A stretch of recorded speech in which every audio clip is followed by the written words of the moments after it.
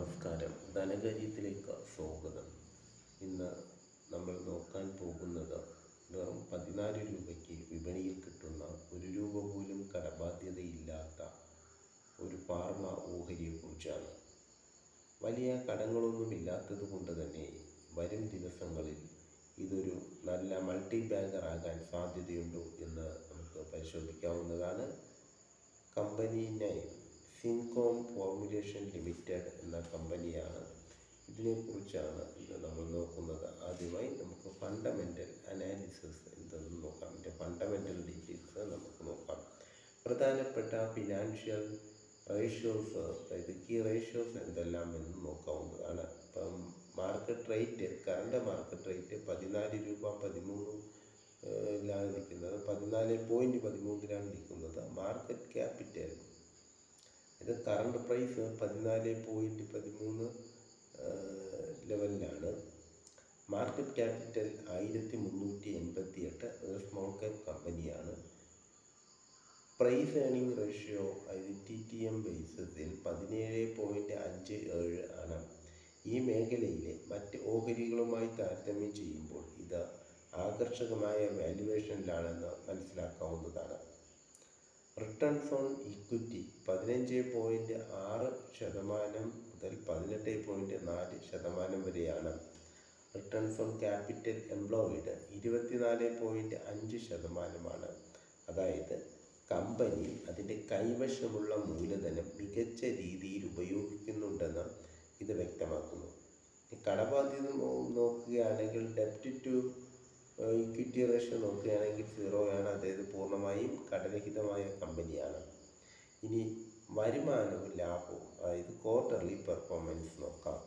കഴിഞ്ഞ പാദങ്ങളിലെ ഫലങ്ങൾ, അതായത് ക്വാർട്ടർ റിസൾട്ട് പരിശോധിച്ചാൽ കമ്പനിയുടെ വരുമാനത്തിൽ സ്ഥിരതയുള്ള വളർച്ച ഉണ്ടായിട്ടുണ്ടെന്ന് മനസ്സിലാക്കാം. 2026 മാർച്ച് പാദത്തിൽ കമ്പനി ഏകദേശം 148.2 കോടി വരുമാനവും 24.6 കോടി അറ്റാദായവും നെറ്റ് പ്രോഫിറ്റും രേഖപ്പെടുത്തി.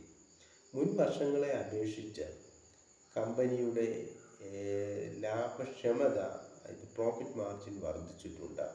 ഷെയർ ഹോൾഡിംഗ് പാറ്റേൺ നോക്കുകയാണെങ്കിൽ പ്രൊമോട്ടേഴ്സിൻ്റെ കൈവശം 50.57% ഉള്ളത്. ബാക്കി പബ്ലിക്കിൻ്റെ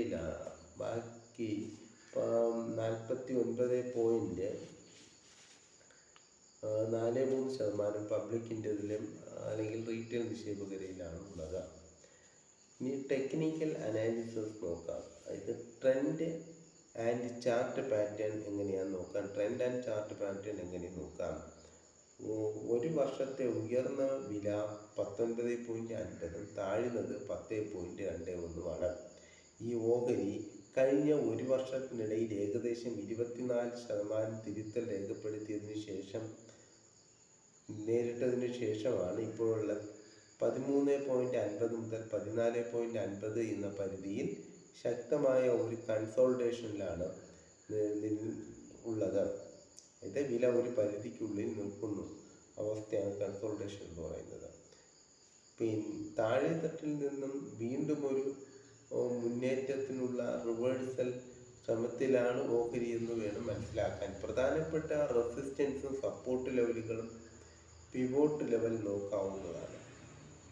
ശക്തമായ സപ്പോർട്ട് 1 എന്നുള്ളത് 13.90 ആണ്. ഇപ്പം ഏതാണ്ട് ആ റേഞ്ചിന് അടുത്തോട്ട് വരുന്നതായിട്ട് കാണാം.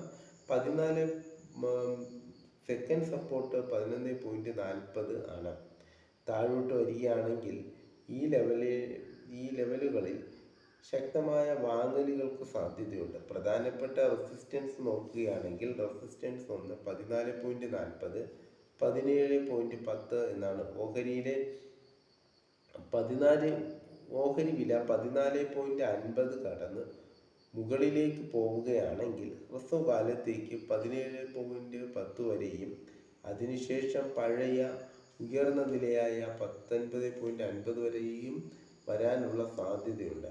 ഫൈനൽ വെർഡിക്റ്റ് നോക്കുകയാണെങ്കിൽ പൊതുവെ നമ്മളൊരു വിലയിരുത്തിയാൽ നിക്ഷേപകർക്ക് കമ്പനി കടരഹിതമാണെന്നത് ഒരു പ്രധാനപ്പെട്ട കാര്യമാണ്. Returns on equity, returns on capital employed നിരക്കുകൾ മികച്ചതാണെന്നും എന്നതുകൊണ്ട് തന്നെ ദീർഘകാല നിക്ഷേപത്തിന് അനുകൂലമായ ഘടകങ്ങളാണ്. നിലവിലെ വില 14.13 എൻട്രി എടുക്കാൻ മോശമല്ലാത്തൊരു ലെവലാണെന്ന് വേണം കരുതാൻ. ട്രേഡർമാർക്ക് ഇത് ഷോർട്ട് ടേം ട്രേഡേഴ്സിന് ഓഹരി വില 14.50 എന്ന പ്രതിരോധ റെസിസ്റ്റൻസിന് മുകളിലേക്ക് പോവുകയാണെങ്കിൽ വാങ്ങുന്നതായിരിക്കും കൂടുതൽ സുരക്ഷിതം. 13.50 താഴോട്ട് സ്റ്റോപ്പ് ലോസ് കരുതുന്നതും നഷ്ടസാധ്യത കുറയ്ക്കും. ഇതിനെല്ലാം ഉപരിയായിട്ട് ഇതൊരു പെന്നി സ്റ്റോക്ക് ആയതുകൊണ്ട് തന്നെ നിക്ഷേപകർ സൂക്ഷിക്കുക എന്നുള്ളതാണ്.